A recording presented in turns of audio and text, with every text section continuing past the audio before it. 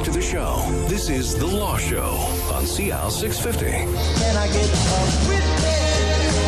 Can I get up with it? And welcome back to The Law Show on CL 650. I'm Zach Spencer, and today we're talking about immigration law on The Law Show. Rudy Kisher and Alex Stojkovic are my guests, and they're from the law firm MKS in downtown Vancouver, a boutique law firm specializing in immigration law. And we're talking about the Citizenship Act that's gone through the House. It's now stuck in the Senate, and how amendments to the act would change actions were taken by the previous Conservative government. So this whole issue of revocation has come up. It's been in the news because the numbers over the last few years have been, 5 or 6 or 8 people. And then in the last 18 months, it's gone up to like 150 people. And there's some questions being asked around the Liberal government. Well, this was a heavy hand of the Conservative government, but under the Liberals, there's been more revocations than there was before. So where are we with that? And was there a reason? Is it just the timing of going through all of the That's paperwork? all it is. There's 25, as Rudy said in the last segment, there's 2,500 to 3,000 cases. Mm-hmm. The Conservatives waited to go ahead with them until they passed the law, and all the Liberals are doing. And that was 2014. That's right. Right. So it took a while to go through the system. There's absolutely nothing partisan about that. What has been partisan somewhat is that when Bill C-6 went through the House, this issue was raised and was told at the Commons Committee, no, we're not going to tackle that in this round, even though Minister McCallum, when he was in Vancouver in April, did say he was open to considering some sort of hearing procedure to replace what was in the Strengthening Canadian Citizenship Act.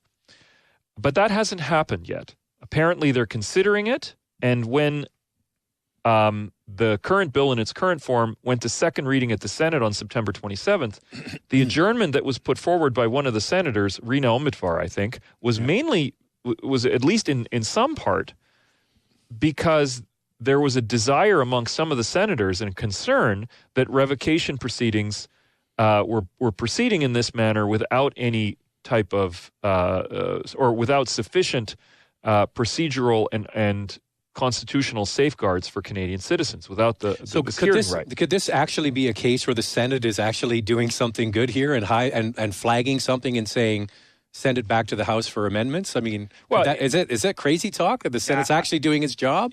I mean, it is. It's a valid point. It is doing its job. I was shocked though because I thought this would be a rubber stamp. I mean, the most of everything that's been brought up in the bill C6 is pretty uncontroversial for the most part for most people, right? And the Liberal Party came in with that. But this not no ability to have a hearing in a court and have your citizenship, determined by a court versus Ottawa bureaucrat. I mean, I think that's pretty significant. It's a massive problem, but that's what the Conservatives brought in. This bill just hasn't been set up to address those changes Why yet, would they leave that out? Well, and this is where I think we can talk a bit about being partisan. I think the reality is there's a feeling in Ottawa that in the civil service ranks that this needs to happen, that there was simply just too many people for them to deal with. They need to send a message that the people that, were involved in citizenship fraud need to be dealt with. And it doesn't matter if they don't have procedural safeguards. I think, or that people don't think there's sufficient procedural So there's still a tough love element in Ottawa that says we have to send a message that you better not screw around with your application. I mean, this is not people that misrepresented in the terms of, well, maybe my mother put down my wrong place of birth and it's a minor. These are people that they believe fraudulently misrepresented the amount of days they were in Canada. Yeah, but right? wouldn't that be? But having an appeal process where they could go in front of a judge or a jury, or however you do it, or a tribunal, something like that, where you could prove that quite easily, wouldn't that? Yeah, it would solve it. So, there's a lot of solutions. I mean, we have the Immigration Refugee Board here. They would be sort of a natural, they've got 3 tribunals. They could fit it into there where a person had an appeal to the Immigration Appeal Division. There's a natural process that could easily be set up for that. I think the structure's already there, fair, but they've decided not to address it that way yet. So you're saying it's not a class action suit. It's basically a challenge to the charter brought forth by a group of people. Well, exactly. So a law firm in Toronto, a well-known law firm, Waldman and Associates, on behalf of one case, challenged the constitutionality of the section. And they can add people to that? Or? Well, what happened was they asked Justice Zinn of the federal court to stay the revocation proceeding until that constitutional matter was heard. And Justice Zinn did do that, which is somewhat unusual that the federal court stays proceedings until a constitutional question is determined. They don't always do that. Well, what's happened is anyone just else... for the legal aspect of this, because it is the law show, typically there's a ruling and then you appeal it to a higher court. Is that usually how it works? Typically, because you say it's unconstitutional. So they've actually held it up in that level of court of... federal court. A federal court That's before right. it goes to the Supreme Court. So what they've done is they've said, listen, this provision, because the rights of the people affected are so significant, that if you are in the middle of a revocation proceeding, that case will be frozen by our court until such time as this constitutional question is determined. And since this applies to anyone in this situation, anyone who wants to can have it apply to them. Because one judge has said that's the case in this one case, that applies to anybody that's in the same situation. That's right. So that's precedent, It even is, though it is. there hasn't been a ruling on that absolutely. case. Yeah. Absolutely. That's interesting. Yeah, and Because even just a court, what would you call that, motion? Well, it is an interlocutory motion in the sense that it's an interim thing.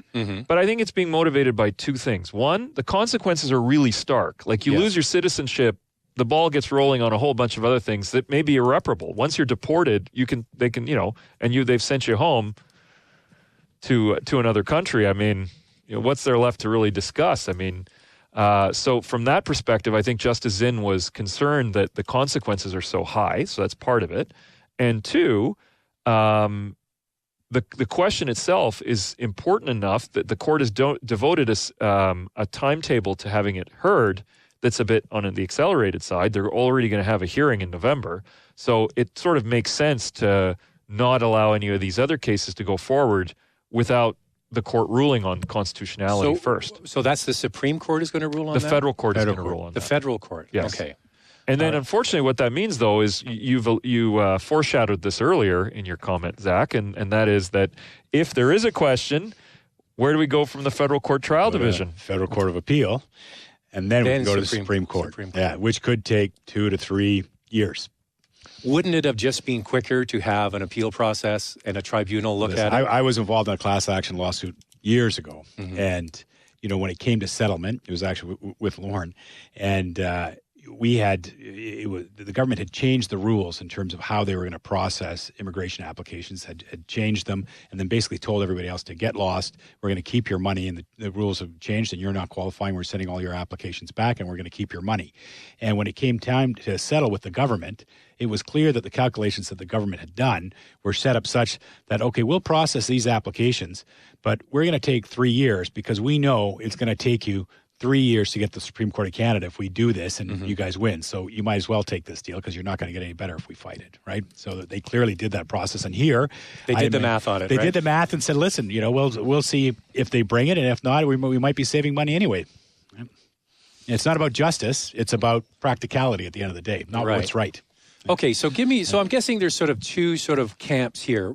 There are people like our senator whose mother put down the wrong place of birth, and that's just a sort of a clerical sort of error. It's not really, she's not trying to skirt any kind of rules. It's just something that happened. And then you get the people who are making false claims or coming to our country and saying they haven't been a criminal in another country, and they've basically become a citizen by falsely. So is that kind of the two camps you have now? With revocation, with the misrepresentation question, really it falls down to people who lied about something in their past that's significant.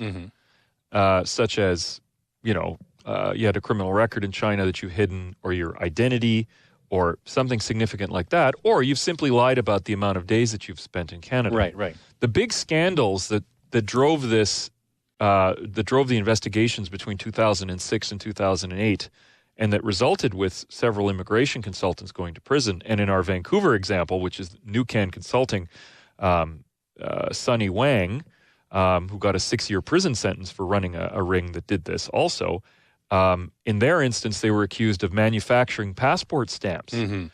Other scams included creating fake lives for people by taking a power of attorney on a credit card and then running the transaction in the client's name, but the consultant actually doing it, right, and then showing bank statements that he'd actually been in Canada when he wasn't. Toronto, they were the one consultant out of Toronto was actually claiming a GST rebate, applying for social assistance, and then getting it all mailed to the same address. And what happened was the officer got tipped they say off. they don't catch the smart ones, right? Well, and they went to this address. They went to the door. They opened the door.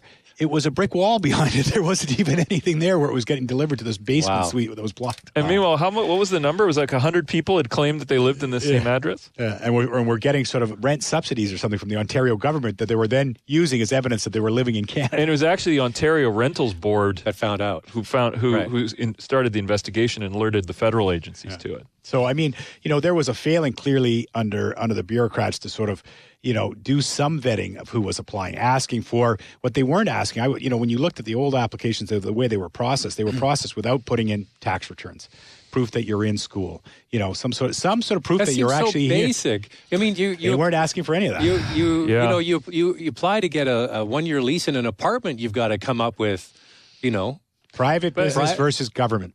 Well, it isn't just that, though. I mean, I think we need to harken back a little bit to immigration history here. I mean, this coincides with Canada as being a passport, transitioning from a place where you only go to work and live to also being a place where you sometimes work and live and passport of convenience. Mm-hmm.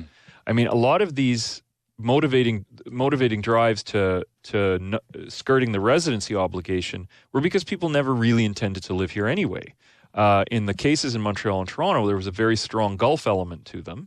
When I say the Gulf, in the Gulf, it's well known that if you are working in Qatar or Kuwait or the United Arab Emirates, that if you're doing the same job but have a Filipino or an Egyptian passport and a Canadian passport, you'll get paid 3 or 4 times more if you have as a Canadian. Wow. So what people were doing... what's the value of your passport then, Zach? It's worth a lot. Right, it's worth a lot. So what people were doing were immigrating to Canada, not because they wanted to immigrate to Canada, but it was to get the Canadian passport. That's the classic passport of convenience. That's it. Right? All right, I want to take a quick break. We're going to come back and pick up on that. I also want to get into more immigration into our country. It seems to be a trend of the last government and this government.